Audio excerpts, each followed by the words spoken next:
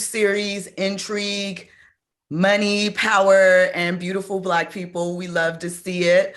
I want to start off with Elise and Lamman. What type of couple are the Johnsons? Go ahead, Lamman. I was definitely going to give that to you. You know what? That's a beautiful question. And that was something that Elise and I were very adamant at addressing like right away. She had immediate ideas about their aesthetic, their swag, she was like, this is, we were like, this is Jay-Z and Beyonce, this is Sierra and Russ meets, the Gates, how do you mix the two? How do you make this like, Elon Musk, tech genius with contemporary, Black, urban, sophisticated swag, and beauty at the same time. So they have a thing about them that shows that these people are they're young, they're sexy, they're current, they're contemporary.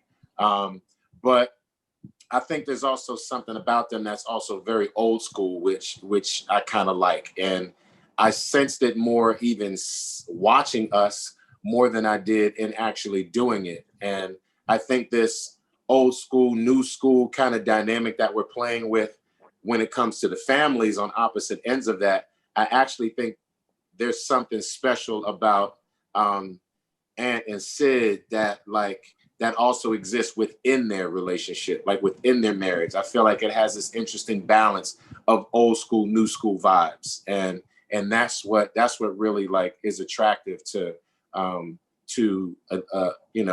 watching Elise work and watching how she carries herself. And the more I watch her walk and talk and move, it gives me a whole nother kind of perspective on what Aunt loves about her, And so yeah, they're really into each other. They're, nothing's perfect. They have their moments. They'll have their moments that people will witness. But for the most part, they've got one another's back. They go way back. They've got two beautiful children together. She's stood by him and also helped him and contributed to what his business has become. She might not necessarily be at the helm of it, but she's absolutely right by his side. And she even speaks to that, obviously, when Carolyn challenges her. She's like, let me clarify this right now. I was with that man when he ain't have dirt, And it was funny to cut my ad lib. I was like, true, I was like that, Right. It's like, yeah. So they're that's his ride or die, and whether rich or poor, I think these two people would stand by each other. Exactly. It was really, really important for us to have a couple that everybody seemed to understand from our movements and the way that we talk to each other, that we were all about loving each other first and protecting our relationship first.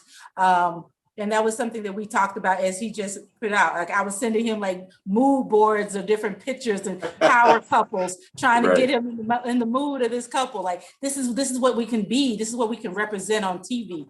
And I think that that's so important. A representation that is fun as a couple, a representation that is loving as a couple, a representation that of, a great relationship in Black love can be beautiful.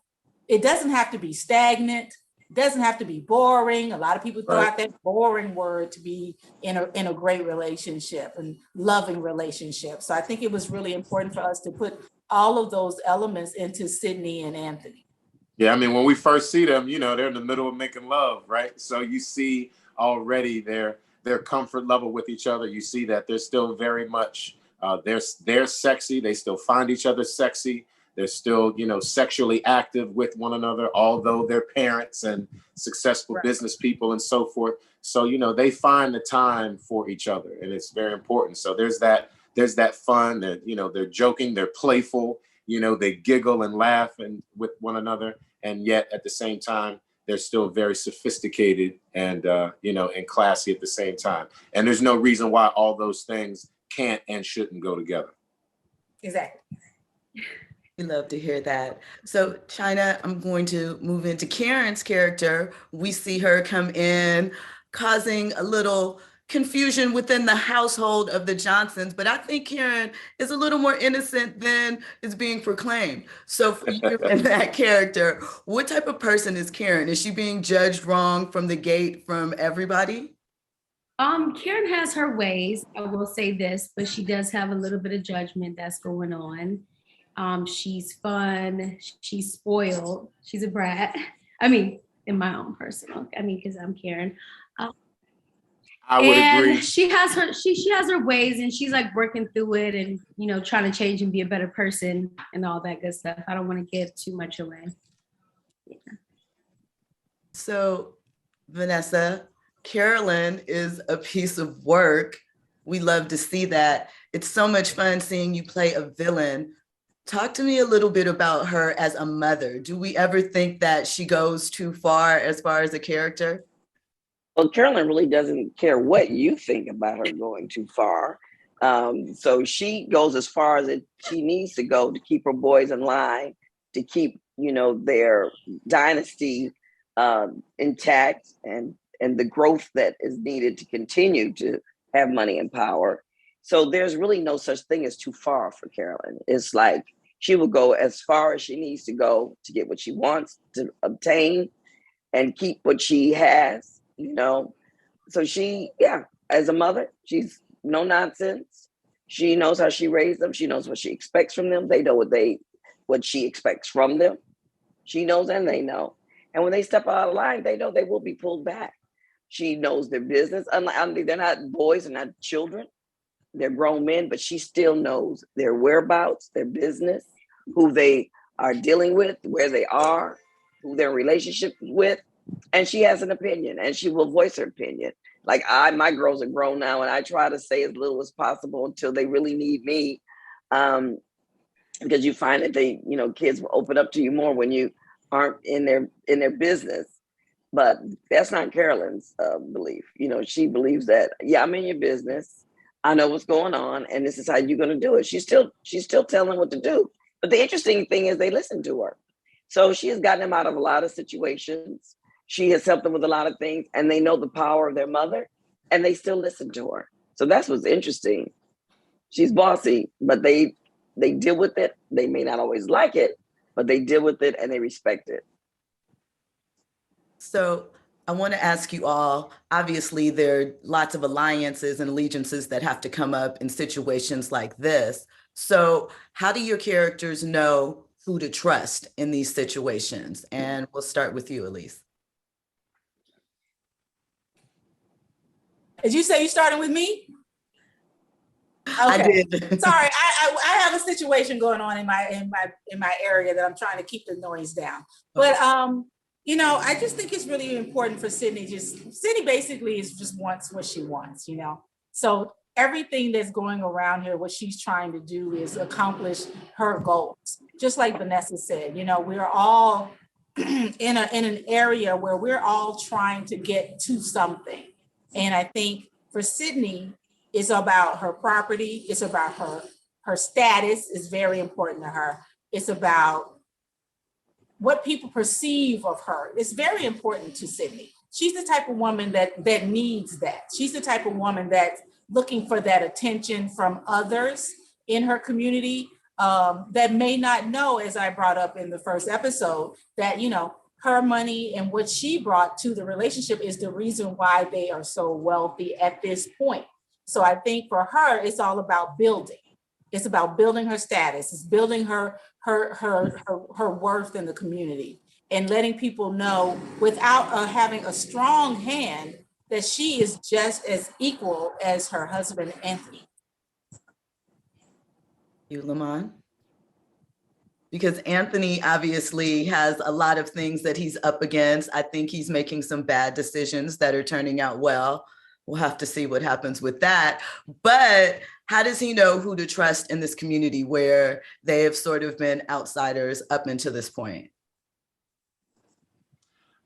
He doesn't. I honestly think that's a little bit of his naivete. I think when it comes to business, it's tough to pull the wool over his eyes, as you see, when they having their meetings and different conversations about the real estate deal and so forth.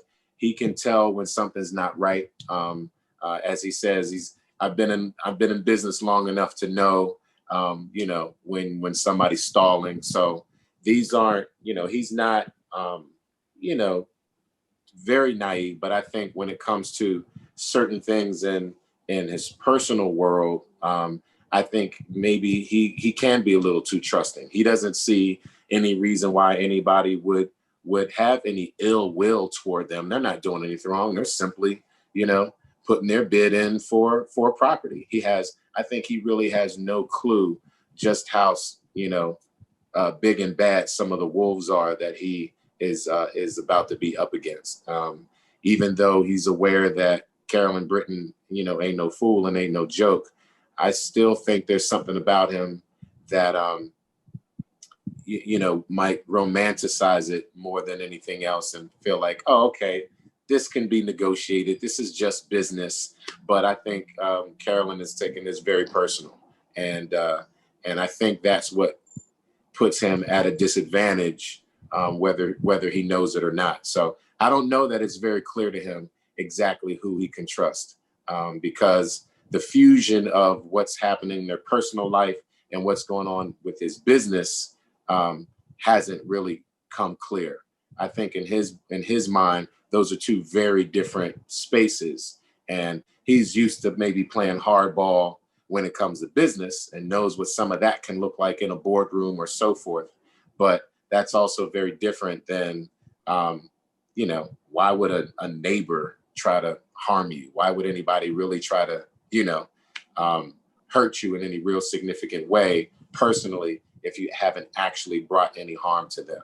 So that good-spirited nature about him could be something that costs him, but I also think it's one of his assets. It's why he is who he is, why he's so successful. He's got a good heart, but he's also, you know, he's also a lion, and hopefully that you know, that lion doesn't get poked too much where we see another side of Anthony. But you know, we got time, and we have the opportunity to go back and build this story out more. There might be circumstances that really pull that energy out of him, but no, I don't know that he's very clear at all, especially since he's new to this community. Everybody's kind of new to him. And as far as he's concerned, everybody's nice, everybody's cool, everybody can be trusted. This is, you know, beautiful Black people just enjoying their time in the world and enjoying the wealth and success that they have. There's no reason to be afraid of anything or anybody, but I think he's going to have some lessons to learn real soon, especially messing with the Britons. Got it. So Vanessa, for you, you mentioned that Carolyn's sons trust her and follow her lead. Does she ever trust them or their decisions, or is everything just about her and her choices? Carolyn doesn't trust anybody. I mean, not even her sons. Of course, she loves them and she trusts them as far as she can see them, but they've made mistakes in the past. And she knows they're capable of making mistakes in the future. She doesn't trust anybody. She believes that if she has her hand in on it, if she can control it, she knows it's going to get done. You know, delegating things for other people, yeah, she'll ask you to do something, but she's looking at you side eye to see if you're going to complete it. She's looking at you to see, you know, she says she micromanages. She micromanages things and people, you know. So no, she doesn't trust anybody.